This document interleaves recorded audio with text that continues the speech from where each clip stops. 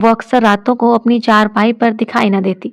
बशीर चारपाई से उठना ही चाह रहा था कि घर के बाहर का दरवाजा खुलने और बंद होने की आवाज सुनाई दी। अस्सलाम वालेकुम, आप सुन रहे हैं आज कहानी शादी में पुरसरार रिच किस नंबर 2। तो कहानी शुरू करते हैं। ऐसा बच्चा इंसानों के हाथ लगता है तो फिर वो बड़े अरसे के बाद जाकर एक नॉर्मल जिंदगी गुजारने के काबिल हो जाता है। घर तरह तरह की क्यास और आइयां फैल चुकी थी। बशीर को भी शौक हुआ कि वो भी जाकर देखे।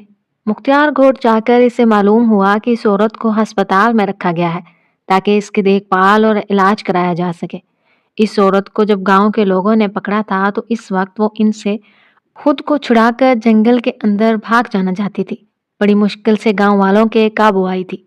गांव वाले इसे पकड़ते नहीं थे, लेकिन इन्हें शक इस तरह हुआ था कि वो इनको छुप छुप कर झाड़ियों से देख रही थी। इसने जिस्म के हिस्सों को कपड़ों की बजाय दरख्तों के बड़े पत्तों से छुपाया हुआ था। जब लोगों ने इससे बात करना चाही तो वो वहां से भागकर एक झाड़ी में छुप गई। पकड़ने पर इसने अपने दांतों से इनके हाथों को काटना शुरू कर दिया। बड़ी मुश्किल से गांव वालों ने काबू की थी। अस्पताल में इसकी नजर इस औरत पर पड़ी तो वो बुरी तरह चौंका, क्योंकि वो कोई और नहीं बल्कि शकीला थी। शकीला को देखकर इसे खुशी भी हो रही थी और दुख भी। इसके साथ जंगल में क्या बीती है कि वो इस तरह हो गई है। डॉक्टरों ने बशीर को बताया कि वो किसी जहनी सदमे से दो-चार होकर ऐसी हो गई है। जब अपनों को देखेगी तो आहिस्ता आहिस्ता नॉर्मल हालत में आ जाएगी। डॉक्टर्स ने ठीक ही कहा था। 15 दिन के अंदर अंदर नॉर्मल हालत में वो आ गई। मगर कभी वो खोई खोई सी दिखाई देने लगी थी। अब वो अक्सर रातों को अपनी चारपाई पर दिखाई न देती। बशीर चारपाई से उठना ही चाह रहा था कि घर के बाहर का दरवाजा खुलने और बंद होने की आवाज सुनाई दी। वैसे बन गया कि जैसे सो रहा है। शकीला कमरे में दाखिल हुई और अपनी चारपाई पर लेट गई। वो बहुत जोर जोर से सांस ले रही थी। ऐसे महसूस हो रहा था कि जैसे इसने बहुत बड़ा सफर भाग कर तय किया है, जिसके बायस इसकी सांसें उखड़ गई हैं। बशीर ने इसे कुछ कहना मुनासिब ना समझा और खामोशी से सो गया। दूसरी रात बशीर ने बाहर के दरवाजे पर ताला डालकर चाबी अपने तकिए के नीचे छुपा दी। बशीर ने बज़ाहिर शकीला को दिखाने के लिए आंखें बंद कर ली थी, लेकिन वो जाग रहा था। 1 घंटे गुजर जाने के बाद शकीला उठी और बाहर जाकर वापस आ गई। इसने दरवाजे पर पड़ा ताला देख लिया था, इसलिए वो इधर उधर देख रही थी कि शायद कुछ तलाश करने की कोशिश कर रही थी। नाकामी पर शकीला चारपाई पर लेट गई, लेकिन वो बदस्तूर चारपाई पर करवटें ले रही थी। किसी तरह भी इसे करार नहीं आ रहा था। वो एक बार फिर आई और मुख्तलिफ जगहों पर कुछ तलाश करने लगी। तलाश करते करते वो बशीर की चारपाई की तरफ पड़ी और अभी तकिए के नीचे हाथ डालना चाह ही रही थी। बशीर आंखें बंद किए ही बोला, शकीला, रात बहुत हो गई है, अब सो जाओ।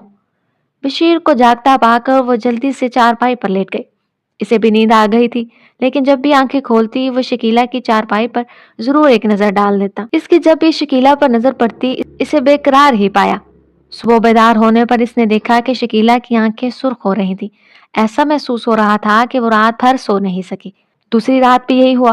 वो पूरी रात चारपाई पर करवटें बदलती रही। सुबह होने पर शकीला खफा होते हुए बोली, बशीर, तुम दरवाजे पर ताला क्यों डाले हो? बस ऐसे ही, लेकिन तुम इतना परेशान क्यों हो रही हो? बशीर ने कहा, क्या तुम्हें मुझ पर एतबार नहीं? तुम बेफिक्र हो, मैं तुम्हें छोड़कर कहीं नहीं जाने वाली। मैं भी नहीं खोना चाहता तुम्हें। बशीर ने कहा, फिर ये बेएतबारी कैसे? 2 दिन से ताला क्यों लगा रहे हो? शकीला ने कहा, इन दोनों चोरियां बहुत हो रही हैं, इसलिए ताला लगा रहा हूँ। चोर ना आ घुसे। बशीर ने बात बताई। चोर दीवार फलांग के भी आ सकते हैं, इसलिए ताला लगाता हूँ कि वह कुंडी खोलकर अपने साथियों को अंदर ना बुला सके। बशीर ने कहा, हमारे पास रखा ही क्या है जो चोर उठा लेंगे? शकीला ने कहा, जो भी है वो हमारे लिए बहुत कीमती है। बशीर ने कहा। शकीला से जब कुछ बात ना बनी तो वो खामोश हो गई और नाश्ता करके वो जब घर से निकला, बेख्तियार इसकी नजर मकान की दीवार पर पड़ी। दीवार के नीचे बड़ा सा गड्ढा खोदा हुआ था। ऐसा महसूस हो रहा था कि रात में किसी जानवर ने मट्टी खोद कर गड्ढा बना दिया हो। गड्ढा बहुत गहरा था। गड्ढे के किनारे पर मट्टी पड़ी हुई थी। समझ में ये बात नहीं आ रही थी कि किसी जानवर को क्या जरूरत पड़ गई कि इसके घर की दीवार के साथ जमीन को खोदने की। जानवर गांव का रुख नहीं करते। गलती से कोई जानवर इधर आ भी निकले तो गांव के लोगों के डंडे खाने पर वो दोबारा गांव का रुख नहीं करता। कहीं किसी चोर ने यह हरकत नहीं की? बशीर ने खुद कलामी की। गांव में अक्सर चोर घरों के पीछे की दीवार में सुराख करके घरों में घुस जाते थे और चोरी करके चलते बनते थे। गांव के तमाम ही मकान कच्चे थे, इसलिए घरों की दीवार की मिट्टी खरोच कर ईंटें हटा देने से इतना बड़ा सुराख बना लेते थे कि वो आसानी से घर के अंदर दाखिल होकर सामान बाहर ले जा सके।